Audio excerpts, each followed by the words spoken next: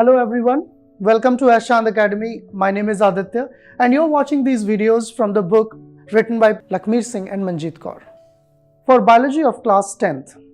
So if you are a student of class 10th and studying biology, these videos are going to be very helpful for you. You will be looking at page by page description of the book mentioned, and we'll be understanding the concepts which are given in your syllabus, prescribed and written in this book.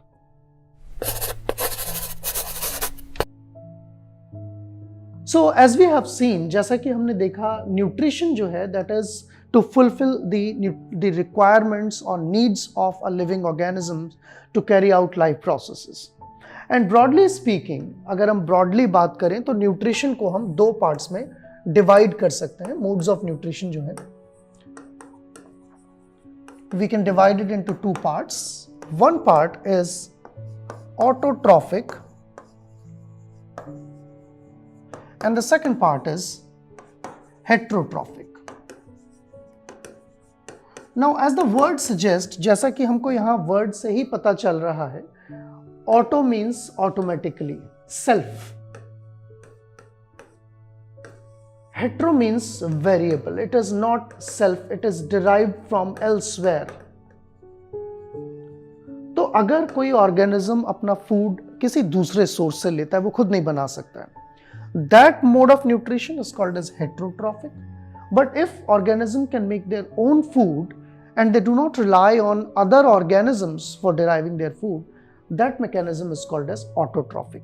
And that's why organisms can also be broadly classified either as autotrophs or heterotrophs. So if we talk about the autotrophic modes of nutrition, autotrophic mode of nutrition किसे कहते हैं? We call autotrophs are those organisms which can synthesize their own foods. As you can see in this video, जैसा आप यहाँ देख सकते हैं, we have variety of plants surrounding us. Like in large fields, बड़े-बड़े fields में crops होती हैं, paddy, rice, maize, or you might also see gardens in day-to-day life. अपने घर के चारों तरफ gardens हैं, कुछ लोगों के घर में भी plants हैं. So whatever plants, trees you see, they have one characteristic part, that is their green leafy part. उन plants में green leaves होती हैं या कई बार green stem होते हैं. So that green part has a very important constituent which is responsible for their autotrophic mode of nutrition, and that is called chlorophyll. So plants, as you can see in this picture as well, बहुत सारे green leafy plants जो होते हैं, they utilize that carbon dioxide present in the environment and they can synthesize food out of it. Perhaps you can see much better in this animation. आप इस animation में देख सकते हैं कि sunlight आ रही है, plant पर पड़ रही है, plant चारों तरफ जो है वो कार्बन डाइऑक्साइड है, हमारे एटमॉस्फेयर में करीब 0.1% कार्बन डाइऑक्साइड रहती है. सो कार्बन डाइऑक्साइड जो है that is being taken up by plants in the presence of sunlight, and then it is gradually being converted into C6H12O6, that is glucose. तो ये काम कौन कर रहा है? ये काम लाइट को हार्वेस्ट करने का, क्योंकि लाइट में एनर्जी है, उस एनर्जी को यूजेबल फॉर्म में कन्वर्ट करने का काम कर रहा है क्लोरोफिल. और क्लोरोफिल के साथ उसी लीफ में कुछ और एंजाइम्स हैं, कुछ और मशीनरी है जिसमें वो कार्बन डाइऑक्साइड को फिक्स करके धीरे धीरे ग्लूकोज में कन्वर्ट कर देता है, और वो ग्लूकोज इवेंचुअली शुक्रोज में बदलकर पूरे प्लांट में जगह जगह सर्कुलेट हो सकता है.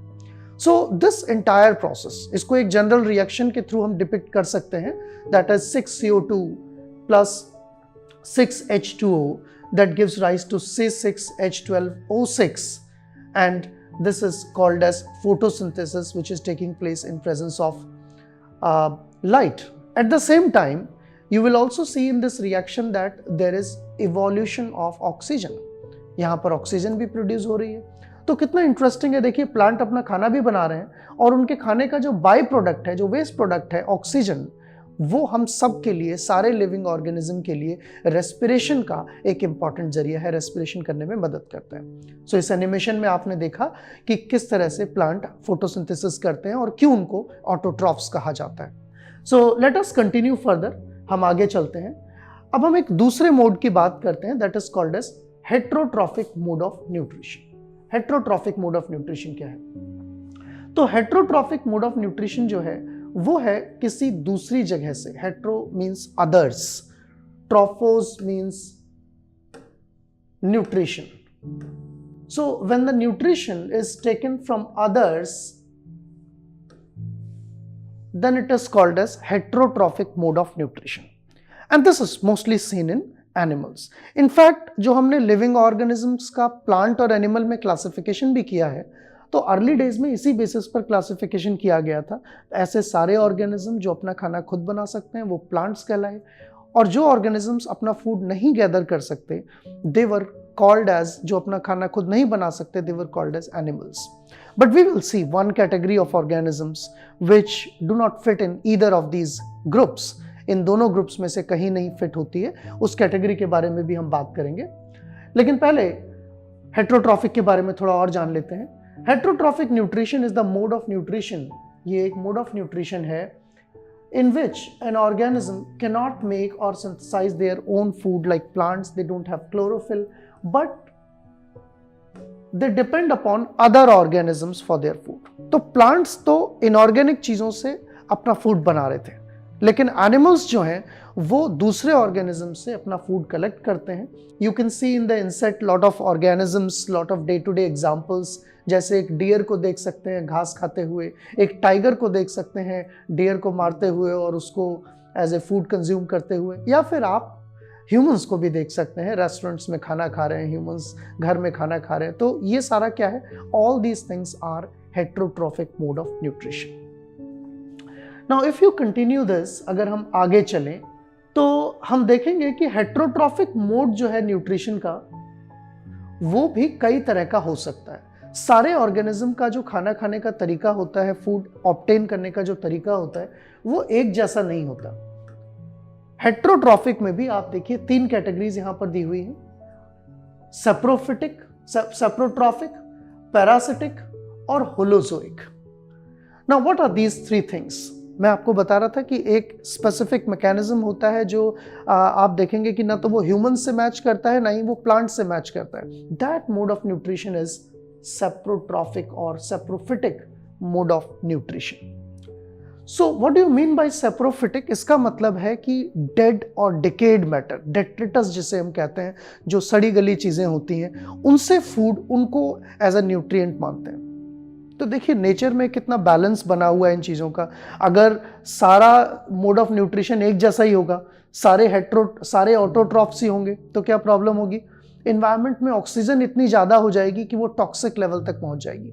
तो अगर सब ऑर्गेनिज्म ऑटोट्रॉफ होते, ह्यूमंस भी ऑटोट्रॉफ होते, प्लांट भी ऑटोट्रॉफ होते, तो भी लाइफ सस्टेन नहीं कर सकती थी. अगर सारे ऑर्गेनिज्म हेट्रोट्रॉफ होते तो भी मुश्किल था, क्योंकि उस सिचुएशन में सारे ऑर्गेनिज्म जो है वो जितना भी अवेलेबल फूड था उसे खत्म कर देते, ऑर्गेनिक चीज़ें खत्म हो जाती. और साथ ही साथ जब कोई भी प्लांट और एनिमल की डेथ होती है, जब वो डिके होने लगता है, सो आप कभी देखते हैं कि डेड एंड डिकेड बॉडीज के साथ क्या होता है? वो इवेंचुअली उनके न्यूट्रिएंट्स, उनके अंदर के जो कंपोनेंट हैं वो सॉइल में मिक्स हो जाते हैं and they get eliminated over the period of time, because there are some organisms which consume those dead and decayed matter as food. They include lot of microbes, they include fungi, बहुत सारी fungi हैं, fungus हैं, बहुत सारे bacteria हैं जो dead और decayed matter पे depend करते हैं. So उस मोड ऑफ न्यूट्रिशन को हम कहते हैं सेप्रोफिटिक, और ये साइकिल को मेंटेन करने के लिए, अर्थ को पॉल्यूटेड होने से और न्यूट्रिएंट का एक बैलेंस बना रहे, इसके लिए बहुत जरूरी है. सो आप देख सकते हैं यहाँ पर इस पिक्चर में देख सकते हैं फंगस. इसके अलावा आपने और भी कई जगह देखा होगा. I mean you might have seen sometimes कि कभी घर में रखा हुआ ब्रेड पुराना हो जाता है, कोई चीज़ रखी हुई फूड आइटम पुराना हो जाता है तो उसके ऊपर फंगस लग जाती है, as you can see in the inset here. ऐसे ही कभी आप रास्ते पर जा रहे हैं रेनी सीजन में स्पेशली, तो कहीं फॉरेस्ट एरिया में सड़े गले पत्ते होते हैं, उनके ऊपर भी फंगस ग्रो हो जाती हैं, मशरूम्स ग्रो हो जाते हैं, राइट? तो ये सारी चीज़ें क्या हैं? They take nutrition only from dead and decayed matter, and this is called as saprophytic mode of nutrition. So this whole thing is explained here. Saprophyte उन ऑर्गेनिजम्स को कहते हैं, और उनमें से एक एग्जाम्पल है फंगस का, fungi. So mushrooms are one of the examples of saprophytic organisms. Then if you talk about another mode of nutrition, अगर हम एक और मोड ऑफ न्यूट्रिशन की बात करें तो वो है पैरासिटिक मोड ऑफ न्यूट्रिशन। यानी कि कुछ ऑर्गेनिजम्स ऐसे होते हैं जो दूसरे ऑर्गेनिज्म को नुकसान पहुंचाकर फिर अपना फूड कंज्यूम करते हैं। सो what do you mean bye parasite? You might have heard about organisms called malarial parasite और टेप वॉर्म। कुछ कुछ ऑर्गेनिज्म होते हैं जो एक दूसरे ऑर्गेनिज्म की बॉडी में चले जाएंगे, जैसे टेप वॉर्म होता है। आप इस पिक्चर में यहां पर देख सकते हैं इंसेट में कि टेप वॉर्म के पास एक हुक होता है, उसके माउथ में एक हुक रहता है, वो हमारी इंटेस्टाइन में जाकर वो हुक लगा लेता है, अपना हुक अटैच कर लेता है, और जो भी हम खाना खाते हैं, जो भी हम न्यूट्रिएंट लेते हैं, वो सीधे सीधे उन न्यूट्रिएंट्स को रेडीमेड फूड को एब्जॉर्ब करने लगता है और उससे वो ग्रो हो जाता है। So that is one example of parasitic mode of nutrition. Another is malarial parasite. Malaria करने वाला जो मलेरियल पैरासाइट है वो आप यहाँ इंसेक्ट में देख सकते हैं। वो कुछ टाइम मॉस्किटो की बॉडी में रहता है, मॉस्किटो के सैलिवरी ग्लैंड में रहता है, लेकिन जब मॉस्किटो हमें बाइट करते हैं तो वो उसके सलाइवा से हमारे ब्लड में आ जाता है और फिर वो हमारी रेड ब्लड सेल्स के अंदर, लिवर के अंदर, कई जगह एक साइक्लिक फॉर्म में जगह जगह जाता है और वहाँ से न्यूट्रिएंट गैदर करता है, रिप्रोड्यूस करता है।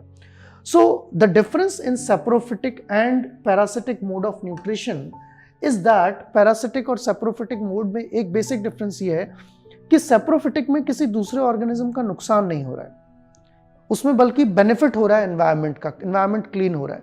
लेकिन पैरासिटिक मोड ऑफ न्यूट्रिशन में एक ऑर्गेनिज्म तो बेनिफिटेड हो रहा है जबकि दूसरे को नुकसान पहुंच रहा है, another one is being harmed, दूसरे को नुकसान हो रहा है। So you can see in this picture, यहां पर आप देख सकते हैं कि एक दूसरे वॉर्म की बात की गई है, दैट इज राउंड वॉर्म। तो जैसे टेप वॉर्म मैंने आपको बताया, वैसे ही टेप वॉर्म की तरह एक राउंड वॉर्म भी होता है। राउंड वॉर्म भी हमारे स्टमक इंटेस्टाइन में एब्जॉर्ब, फूड को एब्जॉर्ब करता है। जनरल लैंग्वेज में, अगर आप लेमैन लैंग्वेज में कहें तो हम लोग बोलते हैं कई बार पेट में कीड़े हो गए किसी के। सो समटाइम्स जो स्टमक में हम कीड़ों की बात करते हैं वो कई बार इस तरह के वॉर्म्स होते हैं जो कि parasitic mode of nutrition follow कर रहे होते हैं। Now third mode of nutrition which is the most common of course, तीसरा जो मोड ऑफ न्यूट्रिशन है, सबसे common mode of nutrition, which is also heterotrophic, that is called as holozoic. Holozoic का मतलब होता है कंज्यूमिंग द होल थिंग और consuming the solid food. Solid food खाने को हम बोलते हैं holozoic. So there are plenty of examples, आप कुछ यहाँ पिक्चर्स में भी देख सकते हैं। You can see here giraffe is having a holozoic mode of nutrition, और as we have seen in previous video, अभी हमने थोड़ी देर पहले भी देखे थे, रेस्टोरेंट में खाना खा रहे हैं लोग और टाइगर जो है एक डियर को मार कर खा रहा है, एक छोटी फिश बड़ी फिश को ओशंस में खा रही है। तो इसमें क्या है, एनगल्फमेंट हो रहा है फूड का, they are engulfing the larger food. We have specialized mechanisms, हम फूड को च्यू भी कर सकते हैं, चबा सकते हैं, तो हमारे पास और भी स्पेशलाइज्ड मशीनरी है होलोजोइक मोड ऑफ न्यूट्रिशन के लिए। और इस होलोजोइक में भी जो ऑर्गेनिजम्स हैं उनके पास अलग अलग तरह के मॉडिफिकेशंस होते हैं फूड को कंज्यूम करने के। कुछ ऑर्गेनिज्म जो होते हैं वो हर्बीवोर होते हैं, कुछ ऑर्गेनिज्म जो होते हैं वो कार्निवोर होते हैं, कुछ ऑर्गेनिज्म जो होते हैं वो ऑमनीवोर होते हैं। तो अगर हम होलोजोइक की बात भी करें तो होलोजोइक मोड में भी चॉइस हो सकती है, we can have choice. That means organisms can either take herbs, they can only depend upon plants, they will be called as herbivores, or they can consume other organisms, they are called as carnivorous, or they can take anything, like depending on need they can either take plant products, like you can say about bear, जो भालू होते हैं वो कभी कभी हनी भी खा लेते हैं, फ्रूट्स भी खा लेते हैं, दूसरे एनिमल्स को मार के भी खा लेते हैं। तो ऐसे ऑर्गेनिजम्स जो प्लांट और एनिमल दोनों सोर्सेस के फूड खाते हैं उन्हें हम ऑमनीवोर्स कहते हैं। ह्यूमंस के लिए टर्म्स थोड़े अलग हैं। ह्यूमंस में हम हर्बीवोर, कार्निवोर और ऑमनीवोर टर्म यूज नहीं करते हैं, but we use the term vegetarian, vegan और नॉन वेजिटेरियन, इस तरह से हम terms use करते हैं। but these are, you can say, the choices of food which are preferred by different holozoic organisms. So I think by now we have already discussed about different modes of nutrition which was essential part of life process. So if we summarize this part 2 of the video, part 1 में हमने general introduction देखा था, हमने बात की थी कि nutrition क्या होता है, लाइफ प्रोसेस क्या होते हैं, और पार्ट 2 में हमने एक लाइफ प्रोसेस न्यूट्रिशन के मोड्स के बारे में स्पेसिफिकली बात की. तो broadly speaking modes are of two types, either it is autotrophic mode or it is heterotrophic mode. In autotrophic mode we can make our own food. Plants are examples for that. They take inorganic resources from environment like carbon dioxide, water, and make use of chlorophyll and light to synthesize food. On the other hand, heterotrophic mode of nutrition requires food derived from other sources. और हमने ये भी देखा कि heterotrophic mode में 3 अलग अलग variants हो सकते हैं, 3 तरह के वर्जन्स हो सकते हैं हेट्रोट्रॉफिक मोड के. One was holozoic which is taking the whole food, another is parasitic and yet another is saprophytic. तो पैरासिटिक में एक दूसरे ऑर्गेनिज्म को नुकसान पहुंचाकर कोई ऑर्गेनिज्म फूड कंज्यूम करता है, और जो सेप्रोफिटिक मोड है उसमें एनवायरनमेंट की क्लीनिंग होती है, डेड एंड डिकेड मैटर जो है उसको कंज्यूम किया जाता है. So fungus is an example of saprophytic mode of nutrition.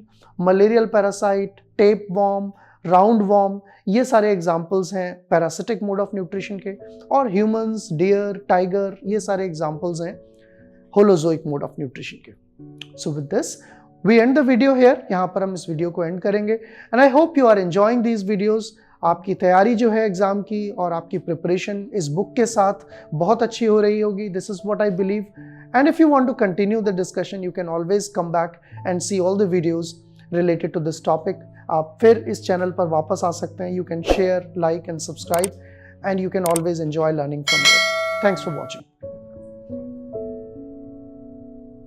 All rights reserved. This video has been prepared for educational purposes only. No part of it may be reproduced or copied without the permission of the copyright holder.